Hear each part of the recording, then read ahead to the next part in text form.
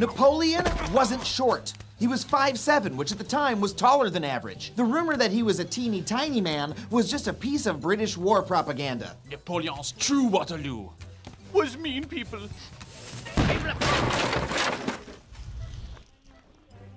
It's not true that humans only use 10% of our brains. No study has ever shown or even claimed that. It's just something people say for no reason. Yeah, it turns out the whole brain is important. No matter what your drunk cousin Dave tells you, there's no such thing as cow tipping, because cows sleep lying down. Well, then, what have I been getting drunk and knocking down then? Mom! Oh, come on, I'm sorry! Touching baby birds doesn't make their mothers reject them. Mamas love their babies. That's right. You could have saved that bird you saw when you were 10. You let it die. George Washington didn't have wooden teeth. His actual dentures were made of gold, lead, hippopotamus bones, and donkey teeth. Wood, how pedestrian. There is no medical reason to drink 8 glasses of water a day. Sorry, stoners, undercover cops don't have to tell you they're cops just because you ask them. Cops are allowed to lie. That's not a thing. Whoa, wait. So are you a cop? I'm not. Come on. But like you could be a cop. Nah, I'm not. Vikings didn't wear horns on their helmets, and the Iron Maiden never existed. It was a hoax that was made up in the 19th century. Yeah! Fake. Fake. George Washington Carver didn't invent peanut butter. Thomas Crapper didn't invent the toilet, and Al Gore never claimed he invented the internet. Albert Einstein didn't fail high school math. Of course I freaking didn't. I was the greatest scientist of all time. The Great Wall of China is not visible from space. Yeah, every astronaut looks, and none of us have ever seen it. But hey, why listen to us? We're only astronauts. Not to mention, if you were ever thrown out of an airlock,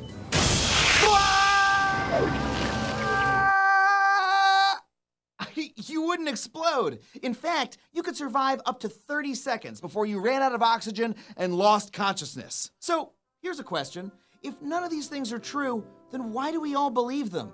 Simple, because they all tell good stories. But that doesn't make it true, and nothing is more important than the truth.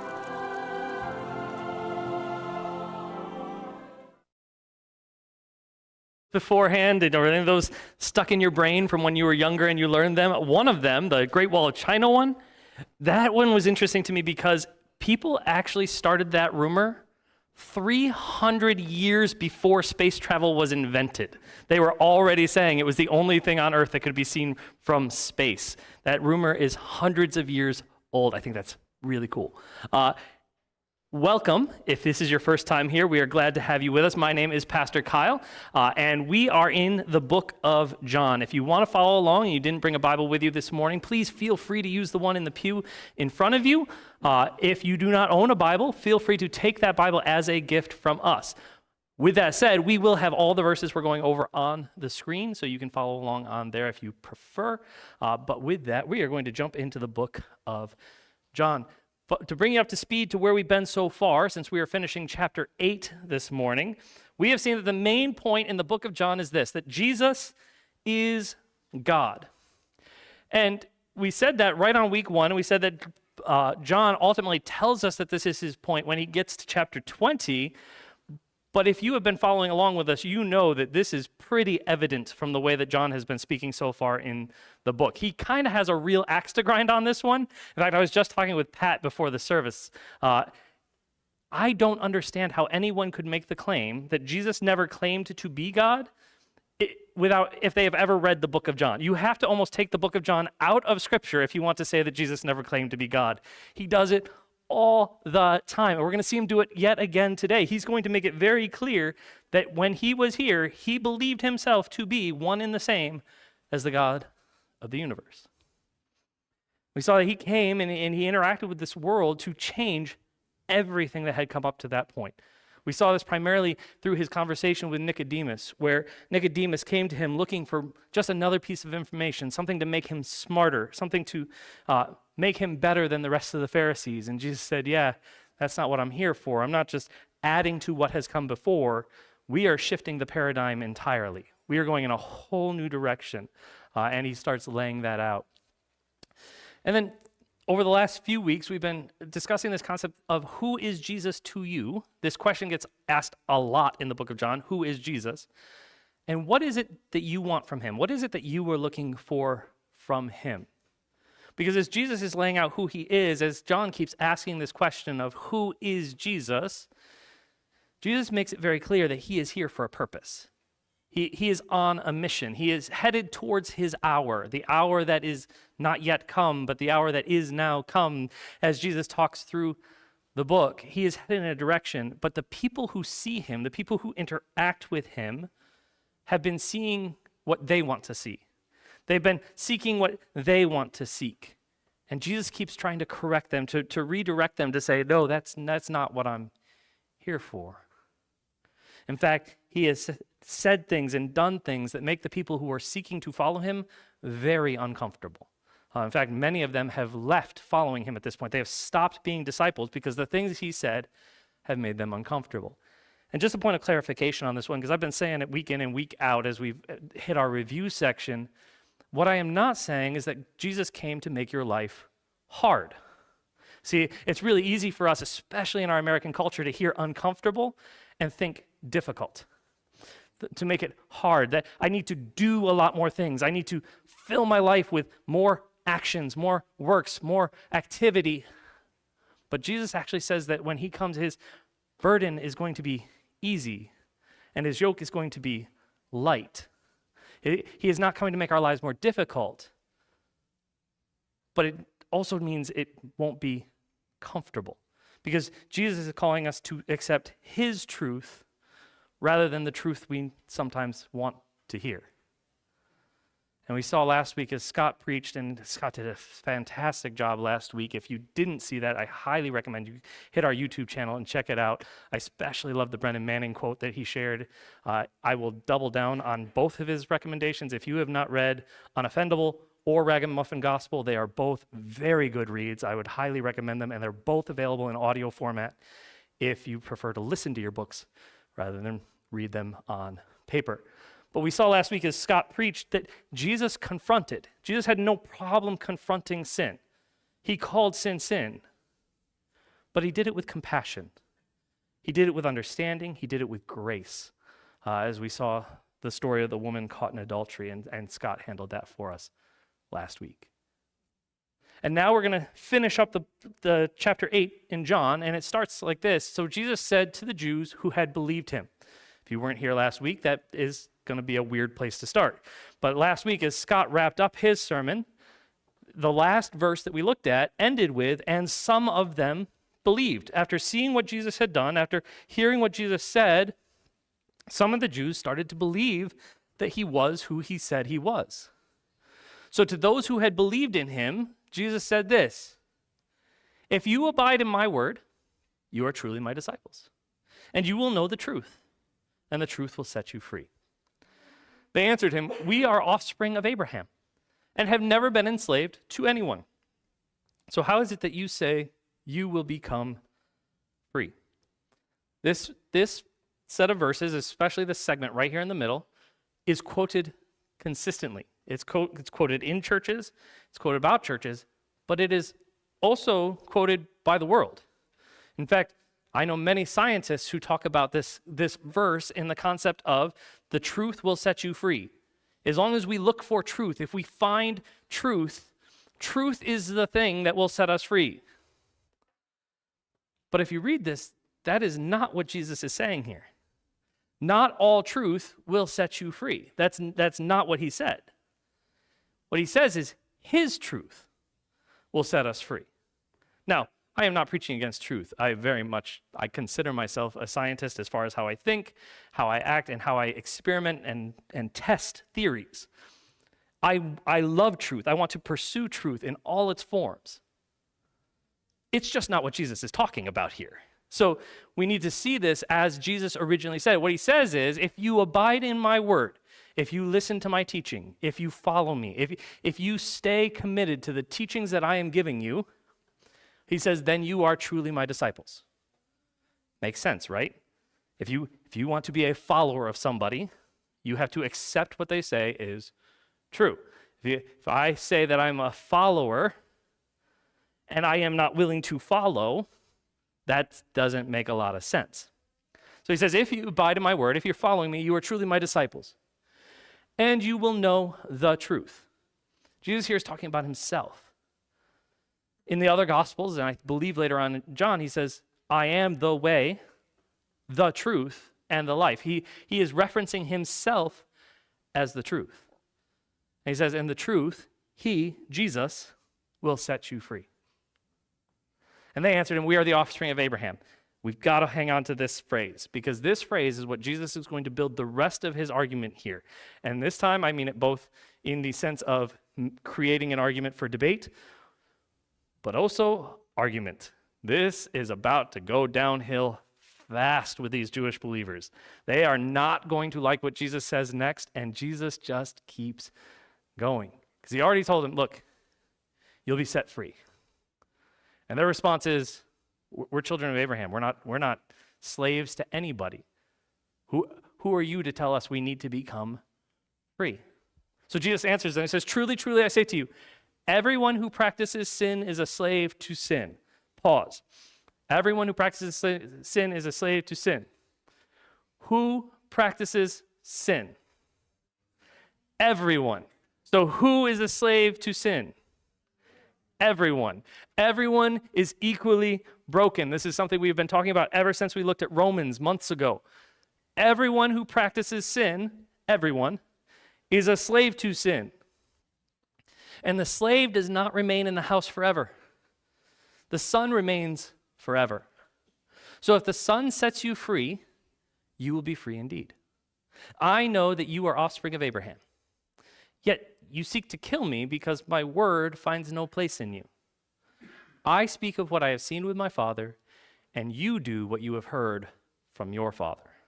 So what he's saying is, every single one of them, everyone who is listening to Jesus, he's saying, yes, you are a slave. No, you are not free. Yes, you do need what I'm offering you, because without it, you are still a slave to sin. And then he draws this further on this slave analogy, because he says, look, you're slaves. Slaves don't stay in the house forever, because they're there to serve, and then they get kicked back out. They get sent back to the slaves' quarter. They get sent back to their own. But the son, the one who lives in the house, the one who is part of the family, he gets to stay forever. He never gets kicked out of the house. He's like, so if the son, referring to himself, sets you free, the thing that he has just said he is offering, his truth, his teaching himself, if he sets you free, you're free. Because he's part of the family. He has the authority to do that. He says, I know that you're offspring of Abraham. I know where you think your heritage lies. He says, and yet you're seeking to kill me. You are proving to me that you are not living like children of Abraham. He says, I speak of what I have seen with my father, and you do what you have heard from your father. He says, you claim to be children of Abraham. You claim to be descendants of Abraham, the one who lived by faith, the one who believed what God revealed to him. I'm telling you, the way you're acting makes it very clear you don't. You don't live the way he did. You are not like him. In fact, he's not your father. He doubles down on this in a second. They answered him, Abraham is our father. And Jesus says, if you were Abraham's children, you would be doing the works that Abraham did. Makes sense. But now you seek to kill me, a man who has told you the truth that I hear from God, that I heard from God. This is not what Abraham did. You were doing the works your father did. Have you ever been in an argument with somebody like this, where you say something and they go, yeah, no. You're like, no, really, it's true. It is absolutely true. And they're like, nope. You're like, no, I can show you all the ways it's true. I can show you all the evidence. And this is true, and because of this is true, this is true. And they go, No. Like, how are you not getting this? I'm showing you all the evidence. This is evidence-based truth. Capital T, this is real. And they're like, no. Yeah, exactly. It's an argument with a 3-year-old. He's like, Abraham's not your father. And they're like, no, we just told you, Jesus.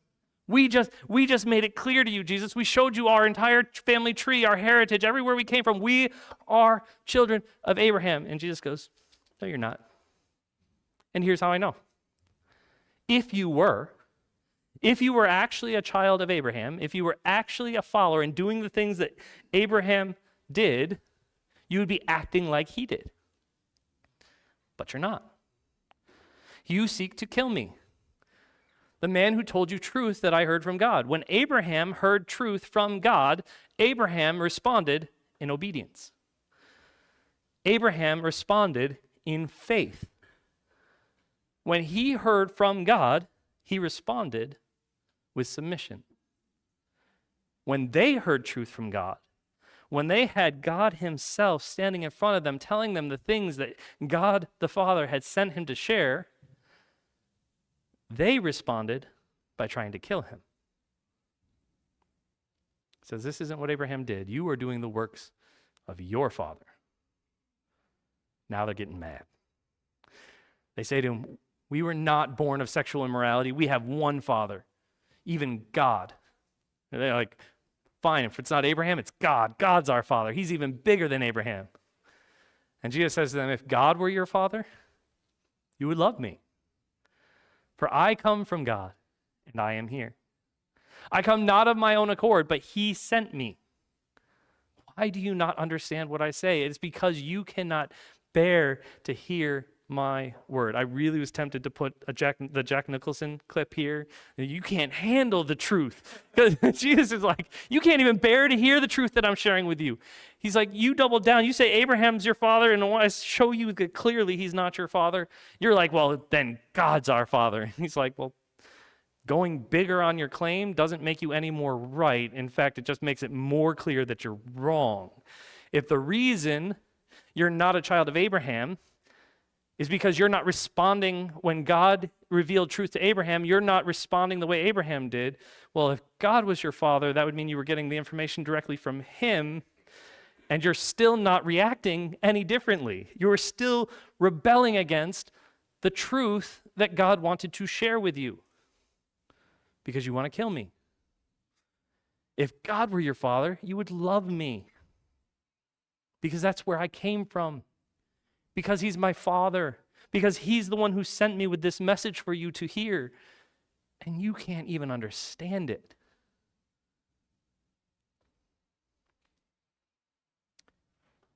He says, your father is the devil. You are of your father, the devil. And your will is to do your father's, the devil's, desires. He, your father, the devil, was a murderer from the beginning and does not stand in truth because there is no truth in him. When he lies, he speaks out of his own character. For he, your father, the devil, is a liar and the father of lies. But because I tell the truth, you do not believe me. Which one of you convicts me of sin? If I tell the truth, why do you not believe me? Whoever is of God hears the words of God. The reason why you do not hear them is that you are not of God. Jesus is done. Like, he is laying it down hard. He's like, yeah, no, Abraham's not your dad. God is not your father. Satan is your father. He pulls no punches here. He's like, how do I know? By looking at what you do. He's like, I reveal to you truth, you respond with murder. I respond to you I give you a message from God, you call me a liar. He's like, everything you're doing is showing me your character, and your character matches only one person, Satan. He's like, if you were from God, you would hear me. The fact that you don't hear me tells me exactly who your father is. Man, if this didn't make them mad. Like, this, remember, he is standing in the middle of the temple. He's been there for a festival, the Feast of Lights. Sorry, Festival of Booths. Feast of Lights comes next. That's where we're going. But he's at the Feast of Tabernacles. He is surrounded by people who want him dead. Like, we just saw that the fact that they've already tried to kill him once. They've tried to trap him so they can kill him again. He is not standing in a friendly crowd. And this is what he tells them. Jesus was more than willing to make people uncomfortable with the truth, to make them face reality. And the Jews answered him, "Are we not right in saying that you are a Samaritan and have a demon?" Which, hear that the way they would have meant it. They are now resulting to insults. Like, this has now become personal. Samaritan is like the worst thing you could say to a Jew. Like, this would be the equivalent of using language that I will not use from the stage in a name-calling battle with like, they are mad. And they're saying he has the demon. Remember, we said he has used this phrase a couple of times. They're saying to him, "You are a crazy person. You're acting like you're out of your mind." And Jesus answers them, "I do not have a demon. That is not true. But I honor my Father, and you dishonor me. Yet I do not seek my own glory. There is one who seeks it, and he is the judge." Jesus is saying, I'm not crazy. I'm telling you the truth. I am here to honor my Father, the one who sent me, the one who gave me this message that I am here to share with you. He says, "Yet I don't care that you're calling me names. Yeah, I don't care that you're taking this personally. I don't care that you're choosing to make this an attack, a personal attack, rather than talking about the actual issues." He says, "That doesn't bother me at all, because I'm not here to seek my own glory. It's not about me," Jesus says. "It's about my Father, the one who sent me, and the message he sent me to give you." Which ironically makes it about him. But he's not seeking his own glory. He says, "But there is one who seeks it." This is Jesus' little warning here at the end. There is one who seeks Jesus' glory. You know who that is? God the Father. That's what he's been saying all along here. He is not here seeking his own glory, but God the Father is seeking for Jesus to be glorified. He is seeking for Jesus to be raised up to the position he belongs in. And after his death, burial, resurrection, that will happen. Philippians chapter 2 talks about that. He says, "Yet, I don't seek my own glory. There is one who seeks it, and you better be careful. Because if the one who seeks it is God the Father, the one who judges, the one who's in charge, the one who gets to make all the calls, if he's seeking my glory and you're dishonoring me, it's not me you're going to answer to. It's him." So he's throwing this out as a little warning. He's like, "Look, I'm not here to seek my own glory, but you better be careful, because the one who does is big, and he is going to get his way." Truly, truly, he says, "I say to you, if anyone keeps my word, he will never see death." And the Jews said to him, "Now we know that you have a demon. Now we know you're crazy. Abraham died, as did the prophets. And yet you say, if anyone keeps my word, he will never taste death. Are you greater than our father Abraham, who died? And the prophets who died? Who do you make yourself out to be?" Remember, John asks this question consistently. The Jews are asking this of Jesus, but John is asking this of you. Who is Jesus? The crowd is asking Jesus, "Who are you? Who do you think you are?" And Jesus answers, "If I glorify myself, my glory is nothing. It is my Father who glorifies me, of whom you say he is our God." The God that you claimed was your father, that guy. That's who we're talking about. "But you have not known him." He says, "But I know him. If I were to say that I do not know him, I would be a liar, like you." Ouch. "But I do know him and I keep his word. Your father Abraham, the one you claimed was your father, rejoiced that he would see my day. He saw it, and he was glad. What he's saying is, you claim that God was your father. I know him. We're close. I know that you don't know him, but I do. In fact, he says, for me to not know him, for me to say to you that I don't know God, that I was not in God's presence, that I was not one with the Father, if I was to say that to you, Jesus says, I'd be a liar just like you. But I can't say that because I do, and I was, and I am. It says, or Abraham, the other guy you claimed was your father. Yeah, he wished he could live to see me. He would have rejoiced that he would have been able to live long enough to see me. He heard of it. He saw it. It was presented to him by God that this day was coming, that the day of Jesus was coming. And he was glad just to know that one day the Messiah would come. He was glad for it.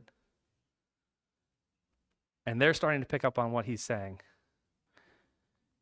So the Jews said to him, you are not yet 50 years old. You're not even 50. And you've seen Abraham? Like, he's been dead for thousands of years.